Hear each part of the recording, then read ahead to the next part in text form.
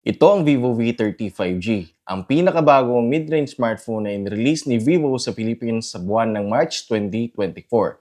At sa video ito ay ating tatalakayin kung ano kaya ang na-upgrade sa smartphone na to in terms of the design, specification, and features. At ano kaya sa palagay nyo? May malaking upgrade kaya sa smartphone na to doon kay Vivo V29 5G? Well, lahat ng yan ay ating pag-uusapan after this quick intro. Okay, unahin muna natin pag-usapan ang kanyang looks and build quality na kung saan ay makikita natin dito na wala namang masyadong nabago at pareho pa din naman ang design ng screen nito doon kay Vivo V29 5G na naka-curved design at may maliit na punch hole camera. Yung top, chin, and side bezel nito ay makikita natin na manipis pa din. Pero pagdating dito sa likod na bahagi ay makikita natin na binago na nila ang design ng camera at aura light nito. Yung dating nakasanayan natin sa V-series na circular design ang camera at aura light ay ngayon naging hugis parisukat na. At dito nga ay makikita natin ang kanyang dalawang lente ng camera at sa katabi naman ito ay ang kanyang LED flash at aura light 3.0 na magagamit natin sa pag-take ng photo or video sa low light area. At kagaya pa din ito doon sa unang V-series na pwedeng palitan ang ilaw nito ng warm light or cool light.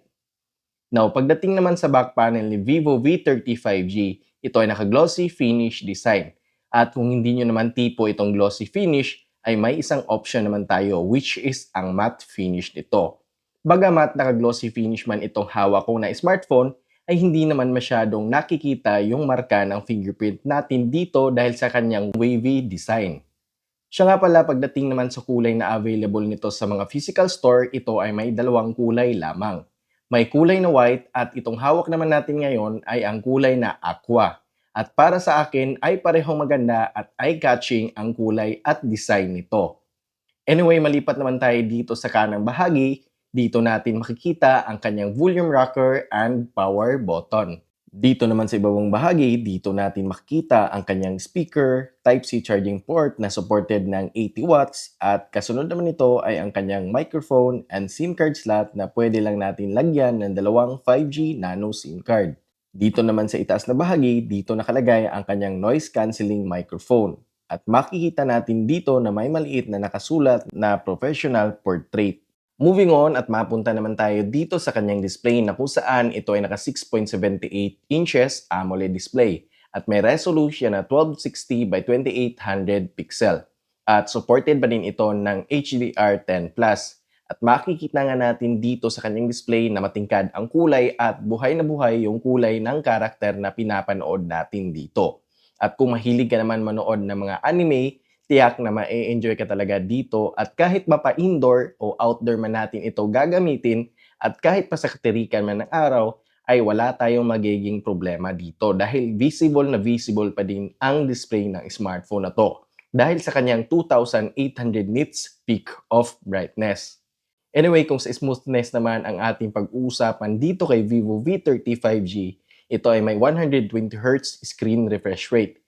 Kaya ma-experience pa din natin ang smoothness sa browsing performance sa social media at pati na din sa paglalaro natin sa mga paboritong online game. Moving on at pag-usapan naman natin ang performance ng smartphone na to na kung saan ito ay may 12GB of RAM plus 256GB of memory and 12GB of RAM plus 512GB of memory. At pareho itong may UFS 2.0 storage.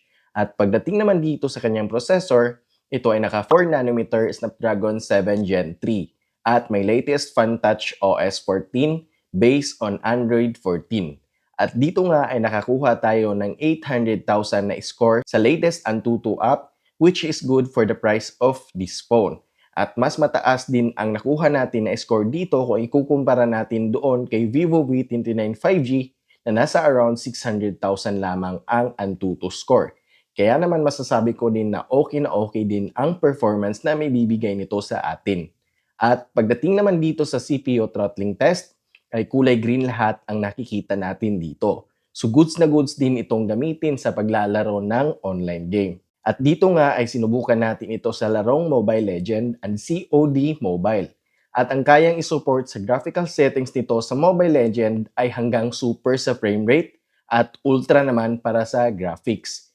At pagdating naman dito sa COD Mobile, ang kaya maisagad ng graphical settings sa frame rate nito ay hanggang max. At sa graphics quality naman ay hanggang high lamang. At sa na-experience ko din dito sa ating paglalaro ay napaka-smooth sa gaming performance at napaka-responsive din sa bawat pagpindot natin dito sa skills. At kahit pa maraming animation na nagaganap dito, so far wala naman akong na-experience na frame drop. Isingit ko lang din dito at alam kong isa sa pinakamahalaga para sa isang gamer ay yung battery nito. Kung dati sa Vivo V29 5G ay may 4,600 mAh battery capacity lamang, ay sa wakas ginawa na nila itong 5,000 mAh battery capacity. Nang sa ganon, mas ma-enjoy talaga natin ang paglalaro natin sa ating paboritong online game. Moving on at pag-usapan naman natin ang camera ni Vivo V30 5G. Ito ay may 50 megapixel camera dito sa harap at meron din itong 0.8 wide angle selfie camera. Samantala dito naman sa likurang bahagi, ito ay may 50 megapixel main shooter and 50 megapixel naman para 0.8 or ultra wide angle camera. At ito yung isa sa naging upgrade sa camera nito. At ito yung mga sample shots natin.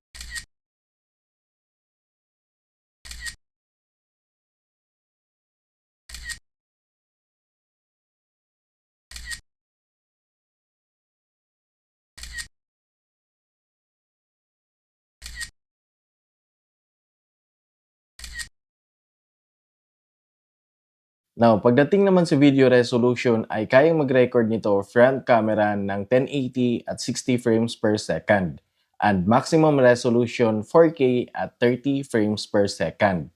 Dito naman sa kanyang rear camera ay kaya din ito makapag-record ng 1080 at 60 frames per second and 4K at 30 frames per second. At meron itong optical image stabilization and electronic image stabilization na kung saan ay mapapanatili natin na hindi magalaw at good quality ang makukuha natin na video. Kaya okay na okay din ito gamitin as vlogging camera. Siya nga pala pagdating sa presyo nitong Vivo V30 5G, ito ay nagkakalaga ng 24,999 pesos and 27,999 pesos.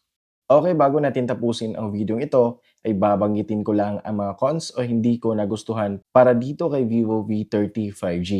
Unang-una ay yung speaker nito na kung saan ay naka-mono speaker lamang.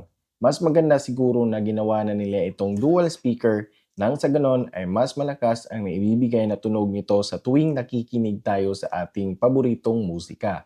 At kahit nga may audio booster naman ito, para sa akin ay nakukulangan pa din ako sa lakas ng kanyang tunog. Now, sunod naman ito ay ang kulay na available sa Philippine market dahil dalawang kulay lang talaga ang mapagpipilian natin at hindi talaga natin maiiwasan na may mga consumer na ang hilig sa isang smartphone ay ang dark color. Anyway, sa ngayon ay yun lang yung mga cons ko para sa smartphone na to. But overall, sa design, camera, performance, and sa presyo ng smartphone na to, ay masasabi ko talaga na sulit at di ka nalugi pa dito kay Vivo V30 5G.